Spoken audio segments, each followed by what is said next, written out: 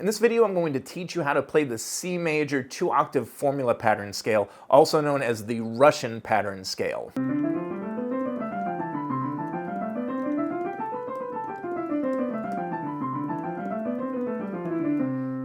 Now this scale looks a lot more complicated than it actually is, because all it really is a 2-octave C major scale, but every time you get to the middle, you're going to do a contrary motion pattern where you go apart and back together 1 octave. So you can start by practicing these two components separately, and for an in-depth tutorial on how to do C major 2 octaves, check out this video right here. But to briefly cover that here, when you play C major 2 octaves hands together, you want to focus on where your 3s and where your 1s line up, kind of like this. 3s line up on E, 3s line up on A, thumbs line up in the middle. Now, very important, when you're in the middle here where the thumbs line up, whichever hand you're going, when you're going parallel motion, that's when they're going the same direction. You want to make sure the trailing hand, whichever hand is behind, crosses with the 4th finger. That's going to come in handy later especially. But here, as we're just doing this 2-octave scale, we've made it to the middle where our thumbs are lining up, cross with 4, 3s line up, 3s line up again, and then we're just going to focus on those same landmarks coming back down. 3s,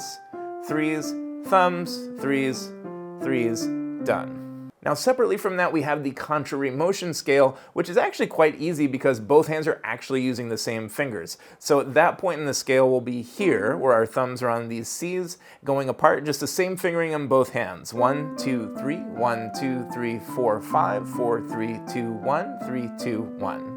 Once you've practiced these two components separately, you're ready to put them together. So again, we're thinking about 2 octaves, and every time we get to the middle, we'll do the contrary motion. So starting from the beginning, we're on our way, we're in the middle, so we're going to do the contrary motion portion. Now remember which direction you're going coming out of this, because both hands are going upwards to the right. That means my trailing hand has to cross with 4 to get us back in parallel motion.